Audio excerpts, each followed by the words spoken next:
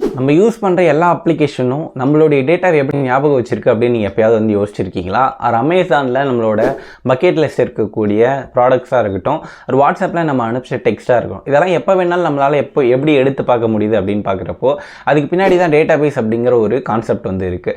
ID இண்டஸ்ட்ரியில் இருக்கக்கூடிய ரொம்ப முக்கியமான ஒரு கான்செப்ட் தான் இந்த டேட்டாபேஸ் அப்படிங்கிறது. இந்த டேட்டாபேஸ் அப்படிங்கிறது எதுக்கு யூஸ் ஆகுது அப்படின்னா, நம்ம அனுப்புகிற டெக்ஸ்ட்டில் ஆரம்பித்து வீடியோ, ஃபோட்டோஸ், நம்ம இன்ஸ்டாகிராமில் அப்லோட் பண்ணுற ஃபோட்டோஸ்லாம் இருக்கட்டும், அமேசானில் இருக்கிற ப்ராடக்ட் லிஸ்ட்டு, இது மாதிரி நீங்கள் இன்டர்நெட்டில் பார்க்குற எல்லா விஷயமுமே எங்கே ஆக்சுவலாக ஸ்டோர் ஆகிருக்கும் அப்படின்னா ஒரு டேட்டா பேஸில் தான் வந்து ஸ்டோர் ஆகியிருக்கும். அதை வந்து நம்ம வந்து ஒரு லைப்ரரி மாதிரி நம்ம வந்து கம்பேர் பண்ணிக்கலாம். லைப்ரரியில் புக்ஸுக்கு பதிலாக நம்ம அனுப்புகிற டெக்ஸ்ட்டு, நம்ம அப்லோட் பண்ணுற ஃபோட்டோஸு, நம்ம அப்லோட் பண்ணுற வீடியோஸ் எல்லாம் அந்த இடத்துல ப்ராப்பர் ஆர்கனைஸ்டாக ஸ்டோர் ஆகியிருந்தால் எப்படி இருக்குமோ அதுதான் வந்து ஒரு டேட்டா பேஸ் அப்படிங்கிறது. இந்த டேட்டா பேஸ் அப்படிங்கிறது பார்த்திங்கன்னா இன்றைக்கி உலகத்தில் இருக்கக்கூடிய எல்லா அப்ளிகேஷன்ஸும், நீங்கள் ஆண்ட்ராய்டு ஆப்ஸாக இருக்கட்டும், வெப் அப்ளிகேஷனாக இருக்கட்டும், இன்றைக்கி யூஸ் பண்ணுற ஏஐலேருந்து எல்லாத்துக்குமே பேக் எண்டில் இருக்கக்கூடிய ஒரு கோர் டெக்னாலஜி தான் டேட்டாபேஸ் அப்படிங்கிறது. இந்த டேட்டாபேஸ் அப்படிங்கிறத பற்றி நீங்கள் இன்னும் நிறைய தெரிஞ்சுக்கணும் அப்படின்னா டேட்டாபேஸ் அப்படின்னு வந்து கமெண்ட் பண்ணுங்கள். அதோட டீட்டெயில்டு வீடியோ நான் வந்து அப்லோட் பண்ணி அதோட லிங்க் உங்களுக்கு ஷேர் பண்ணுறேன்.